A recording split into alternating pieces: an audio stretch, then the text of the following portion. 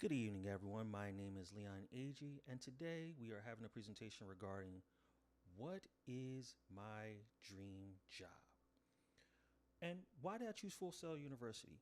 Well, it's very simple. My dream and aspirations for my future is to become a record producer.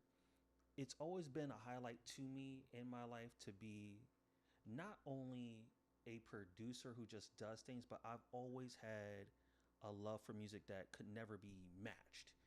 And it was just always inspiring to hear the different beats and tones that are always being produced that have always been complex but so simple. Some of the skills that you need to actually get into this particular job, you got to be creative. You have to be willing to use more than just the standard mindset of how you got from A to B. You may end up going from A to Z, and you may go from Z to A. It doesn't have a particular format of where you should go and what you should be doing. And also, you have to be very good on time management, especially if you're working with artists. All artists aren't going to be able to work on your time, and you have to be willing to be able to either make a beat in 8 hours, an hour, or you may have more time where you have a week or so. But the process isn't just something so simple, it's so many combinations that go with it that we will discuss. And another attribute that you will need to have is leadership. If you don't have leadership, who do you have if you don't have leadership? Because you have to be willing to not only guide the artists on what you need and what they need to do to make this happen, but you also have to be willing to even get them to a place that they hadn't even thought about going. So when you're in that mindset, it does make it much easier to do things that you never even thought that you can get to. Why are you choosing this career? As I say, music itself, it connects all of us, no matter who you are, no matter what language you speak. It's something that just exists, and everyone is there to just love what is happening in this exact moment, which I think is a great, incredible thing. And then you find out a lot about people when you hear their music type and the things that they're open to hearing. As I said, music is an energy that transcends all things. You could not like the same bread, you could not like the same cookies, but there's something about music that even if you don't like that same song, there's something that you can pull from it that actually does do so much more for you. And I just look at that as the greatest thing that we all need and have. And it's a beautiful thing. And for a selfish reason, I want to be able to hear something that I created on the radio or on a streaming platform. It's a great thing to just hear what you have to offer and bring to a table. What inspired me to get this pursuit? As I said, the way music is produced, its complexity, the simple parts of it have always been a thing that just make me go like, wow, I really want to know about that. And also you go into the point of you hearing a beat change twice in a song, or you can hear the same one throughout. The emotions that a song can give you are phenomenal. You could just be transported into memories that you've had years ago that you've not even revisited so many times. And just music itself is just beautiful. The two career paths that actually support my dream job happen to be an assistant audio engineer and a mastering audio engineer. These positions are, again, the guidelines of getting to where I want to be. And they're very simple things that can elevate you to the progress and progression that you are looking for in all aspects. Okay, so right now I'm going to tell you a little bit about an assistant audio engineer. The assistant audio engineer supports the lead audio engineer by setting up mics, amplifiers, or any other equipment needed before the session. So basically, you are the intern and you are just a helper to make sure that everything goes as smooth as possible. And you're not running into a situation where you weren't ready for whatever was going to happen. All right. So some of the education that is required for this is you have to have a degree from a music production school, i.e., Full Sail being one of them. You have to have experience in a music studio. You got to know where everything is at. Because if you don't, how can you really help anybody? And lastly, the ability to use DAWs. You have to be able to use a digital audio workstation because you are going to, at some point be able to make your own beats and produce a music song and have some tracks going there. Okay. And next, we're going to talk about the required skills for any of these positions that we're talking about. So you have to be willing to have great communication, troubleshooting when things aren't working, critical listening. You have to be musically inclined and a team player. If you feel as though that you can't work in a group of people who are actually all looking at the one goal, then this isn't the thing to do for you, because as a team player, you may be the person who is instructed to do all the small, minute things that you don't think are necessary or needed, but they will be the things that will help you gain more information and better understanding of why you're doing what you're doing. And as I said, musically inclined, I remember the days of just listening to music, and if you don't understand the difference between a snare and a hi-hat, it isn't going to help you to be here and be like, oh yeah, everything sounds exactly the same. It isn't going to help you to do and get to the place that you want to get at. And so you got to ask yourself, right now for me, do I have the skills that are necessary to get here? I'm not there all the way, but you know what? We are getting there. And once we get there, I'll have it all set down and we'll be able to graduate with great experience and high energy. And how do these skills relate to my dream job? All the needed skills fall in line with my dream career. It's simple things I'll need. Like, again, I'll be sitting here talking to the artist and networking with other producers, be it to get beat packs, samples, anything that can help me. And also, like I said, with the artists, you're needing to bring out what they're looking for and what they're trying to get goal wise overall. Troubleshooting equipment when things aren't working. You may wake up one day and you know what? The same DAW and program that you were using yesterday decided, hey, I'm not working today. You got to be willing to put in the energy to understand not only what that means, but how's that going to be for you, and be able to get past that and persevere. And also, another thing that you're going to need to know is, hey, you got to make sure these tracks blend well together.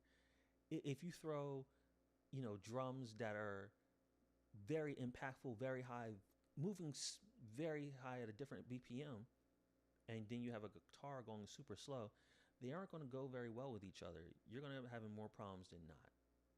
And for me, the goal is to always think about, okay, how is this going to work out and what are we really going to be looking for? Okay, so we always care about that money, that dollar bill. How much will I make if I were to just do this particular job? On average, you can make between 53,000 and 89,000. But as we say with all jobs, this varies on your experience, because if you have none, how do you feel as though you can get the 89,000?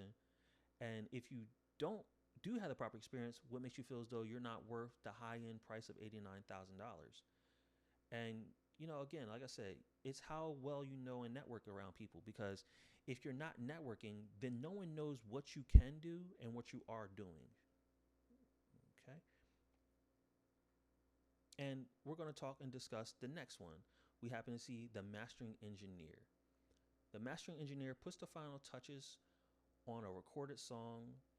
They make sure the quality of a song plays well on any speaker, and they make sure that the format is going to whatever requirements I'm at. So if we're doing it on a simple cassette player, we want to make sure if we're doing vinyls that they work very well. MP3s, and of course, sometimes depending on who you are, they are becoming obsolete, but CDs, we want to make sure that the same presentation that you're getting at one end is the same presentation you're going to get on the other side.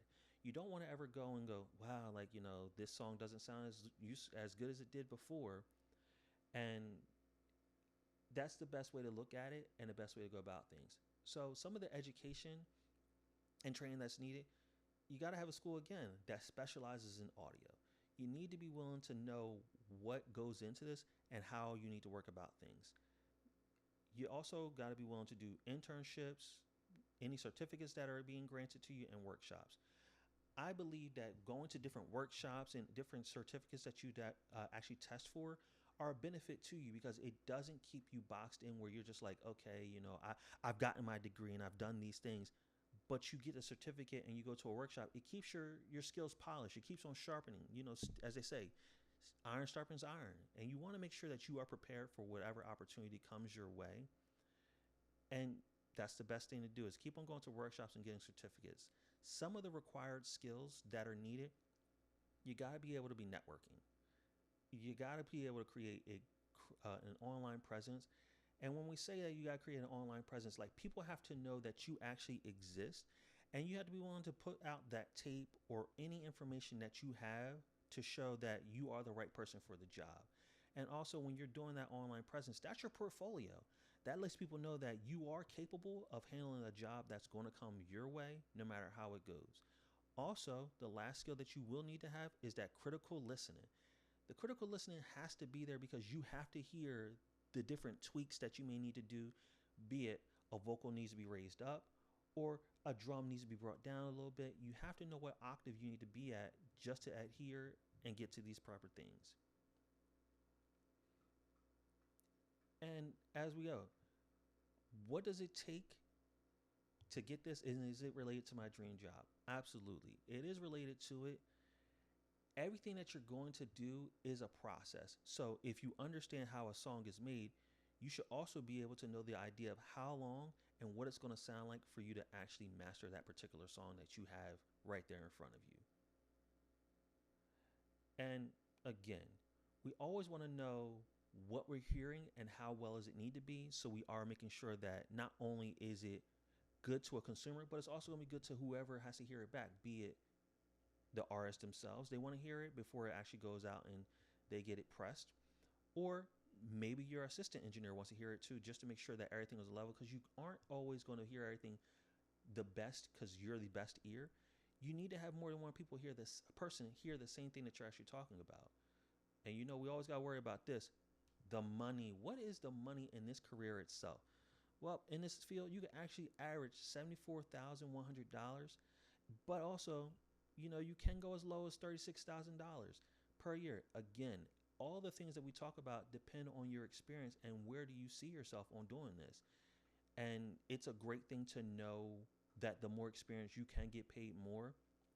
But let's also talk about some inspiring people that I found that happen to be in this industry. The very first person I'm going to bring to your attention is Emily Laser.